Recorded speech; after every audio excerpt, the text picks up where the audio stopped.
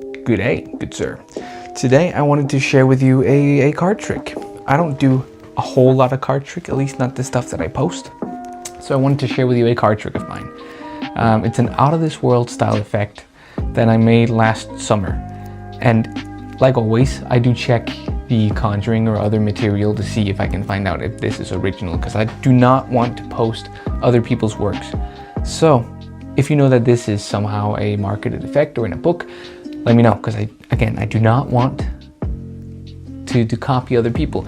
But I will say, this is a banger of a trick, and I've sort of messed around with it since last summer, and I want to teach it to you. So here we go. Everything's so shaky. All right, so let's see what this trick is about. Like I said, it's an out of this world style effect, so you can show a deck of cards where all the cards are supposedly different. You then proceed to remove the jokers. I gotta get rid of those. They are not the best to have in this effect. Hence the fact that, you know, they don't have red or black color. Sure, one has color, the other one does not. Well, point is, you then proceed to shuffle the cards. Right? It's true, it's not a fake false shuffle. It is actual shuffles, as you can see. Like, it's fair. You can have the spectator do some of this too. Point is, now you give the cards to the spectator and they will cut off like a third of the deck, about there.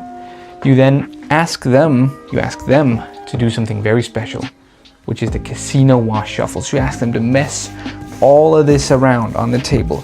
It's a huge mess, like, and they make this mess with themselves among the whole table. So they make a huge mess, and they do so, and that's good. Then you ask them to separate this into two groups of cards that has to be like sort of equal playing cards. There you go. So they done that. Maybe they want to move one card into this pile and be satisfied. You then proceed to pick everything up, square everything up nice and neat. Do the same over here. They would square it up, but I don't have a spectator here to do it. So I'm gonna do it myself. And this is where we're at.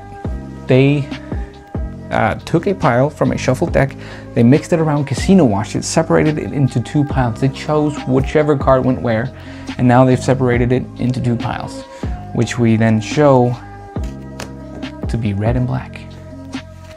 Red and black, all the way through the entire pile.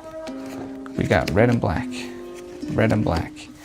finally red and black in the shuffle deck. That's the routine. I hope you're gonna like it.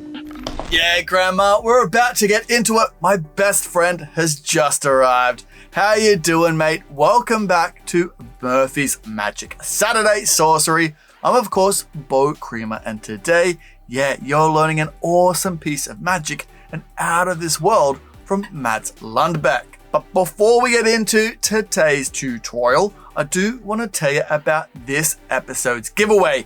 If you want a chance to win the card magic bundle, stick around till later on in this episode, and I'll show you how to enter that very competition. Now, I just mentioned Mads Lundbek. Yes, this legend is about to teach you his version of his out of this world, and it is absolutely phenomenal. You've just seen a performance of it.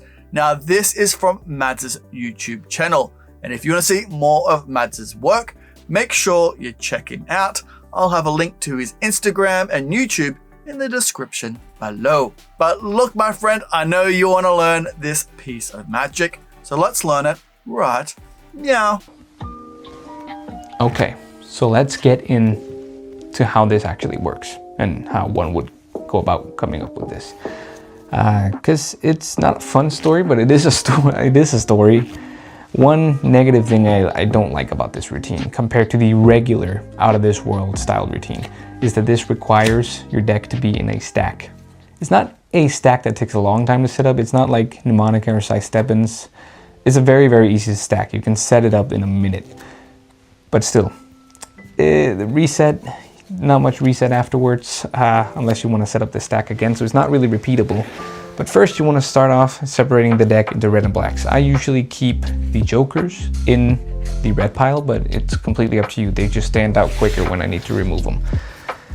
And then you want to find where they part and roughly take half the red pile, split it into two, and the other one, the black one, split it into two. So you kind of have this thing going on. So you take half of the black one and stuff it in between the red ones.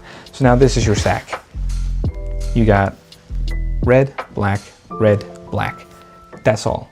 That's the stack. It doesn't matter what numbers they are, what order they're in, as long as they're in red, black order. Then you're set to go. So how do you perform the routine? Well, I like to be able to show the cards as shuffled to begin with. And there's multiple ways you can go about doing that. You can dribble them, but I feel like that gives it away a little too much that there's an order. Or you could simply riffle them, because that looks, if you riffle them fast enough, that looks pretty random. But what I do most of the time is I just push off a few cards and a chunk. You see, if I'm lucky, I hit this in between spot, push off another chunk, a chunk, and you see, they look more mixed up if I just push over chunks at a time to show the cards. Like that typically is what works for me. Then you want to remove the jokers. And that is not, I wouldn't say the setup, but it helps with the setup. Because you go through, you look yourself, and you find the center, which is right here. Unfortunately, there's also a joker here. Let me just stuff that in there and do it again. You go through, you find a joker, boom, you drop it down. You find the center, and once you find the center, I like to put with my pinky right here where the center part stops, where they split. I put my pinky there, and I continue on going through the cards looking for the second joker, which I find right there. I keep my pinky right on that card. So this is where the middle part. Alternatively, you can put in a short or a crimp. That's completely up to you. You flip the whole thing around and you have this huge lovely break to push down on.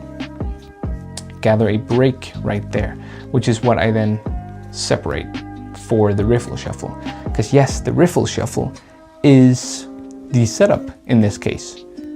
Because when you riffle shuffle them, I mean, you could give these halves to the spectator and say, can you riffle shuffle? It's important that it has to be in the center, but it is a genuine riffle shuffle.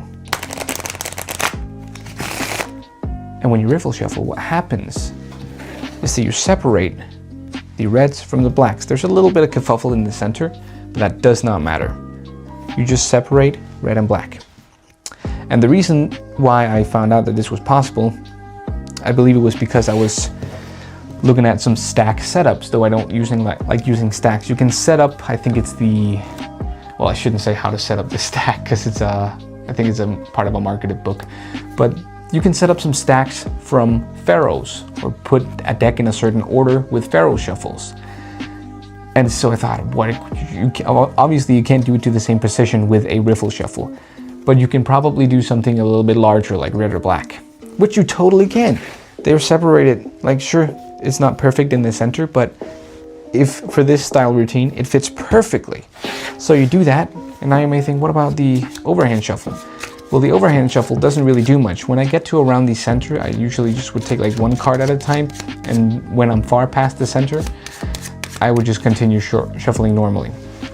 That does nothing. It just changes. Now it's red here and black here.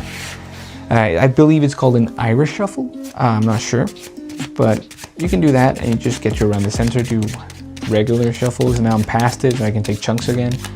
And it doesn't change anything, but it looks very fair. And you can have the spectator do it. I wouldn't recommend you to have them overhand shuffle it more than once if they don't do the Irish shuffle, which of course they don't do because they don't know it. But if you shuffle it yourself, you can shuffle multiple times. Now you give the cards to the spectator and you say, can you cut off like a third of the deck? And they do so. Put them down on the table. Of course, this is all just red cards. All of these are red cards. And so they mess this around. They go wee woo, wee woo. Everything gets messed up. Meanwhile they do so, you take about half of a third with your pinky. Right there. That's ish. It takes a little bit of practice to get it right, but this is sorta that amount of cards. What is this like?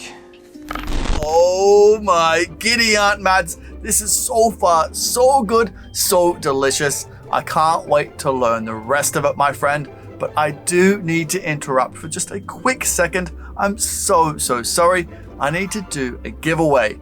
But before we do today's giveaway, we need to find out who won last episode's bundle. So, congratulations, champion. You're the winner of last episode's giveaway. So, if you could DM me on any of Murphy's socials, I'll get that prize straight out to you.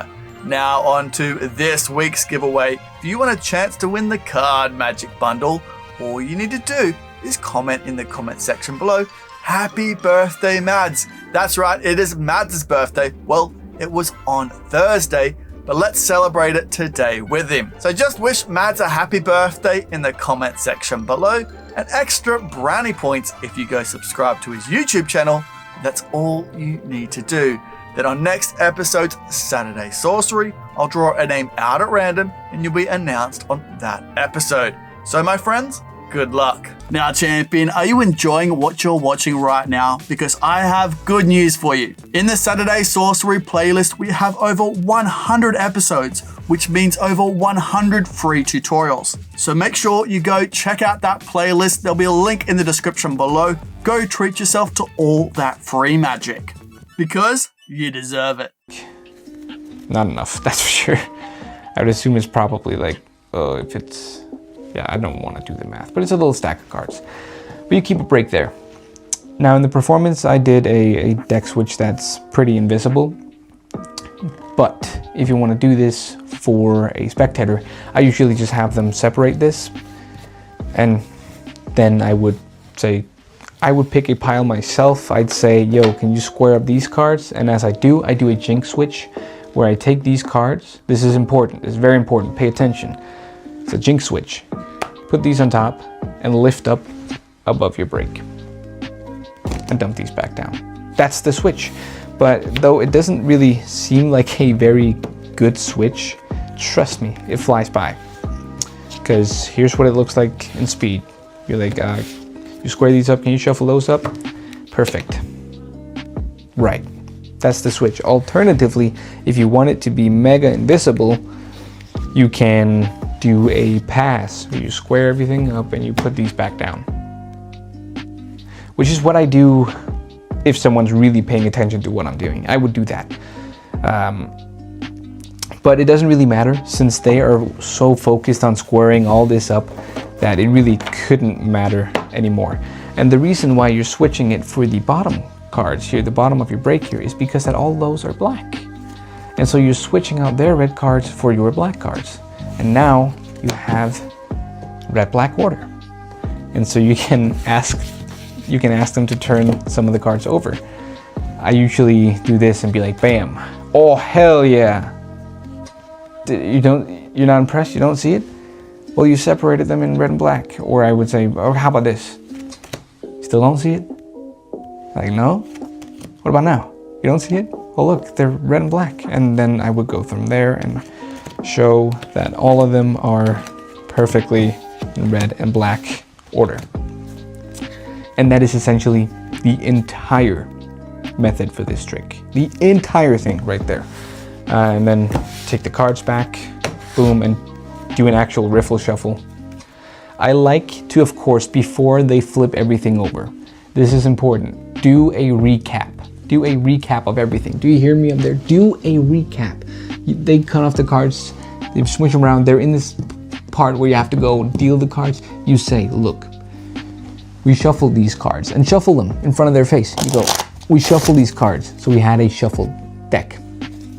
You took third, you smushed them around on the table, and then you proceeded to separate it into these two piles, and then do the reveal. It's important. It builds up the anticipation of what is going to happen. And yeah, that's about it. That's about it. Let's hit it with a quick recap. All right, quick recap. This is the order of the deck. You say, woomy whammy, let me remove the jokers. You get a break at the center, remove a joker, remove another joker, turn everything around, push down on your break, get a good break, do a riffle shuffle from that break. Okay, boom. Do an overhand shuffle, Irish shuffle, whatever, right? Do a shuffle. And voila, the deck should now be in this position. Black, red.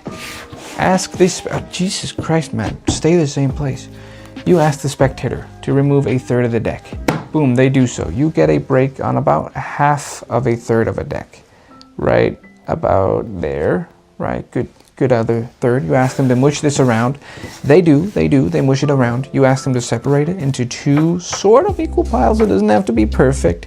You can ask them to switch some cards around. You say, look, I'm gonna square this up. Could you go ahead and square yours up as well? They do that. They square theirs up, and remember, you do a switch there. So you switch out this pile, and you say, look, this is what's happened. I showed you a shuffle deck. Oh, that was a horrible shuffle, Jesus. We shuffled the cards, you shuffled the cards, and you took a third of the deck, and then you proceeded to smush it around on the table and move it out into two piles. These are those two piles, and look, you have successfully separated them into red and black order. Let's just, there you go, red and black order. How impossible. How impossible. Oh. All right, that concludes this little cozy little jam session right here. Oh, 5 of clubs. Woo! All right. I hope you've enjoyed it. I hope you're going to use it. Go out there and kill, because it's a strong effect. I've been performing it for half a year, which is not that long. But every single time baffles people. So I hope you'll enjoy it. It's my gift from me to you. And there's more to come. More to come. This is the kill switch. When I hit this button, the video ends. Is that crazy to think about? The camera's all the way over there. I have the switch over here. It's like magic. That whenever I just push this, the whole... Oh, look at these absolute champions. You guys are the best. It's true. I've Googled it. That's sensational, my friend. Thank you very, very much. Now go enjoy your birthday weekend, my friend. I know you have a bunch planned.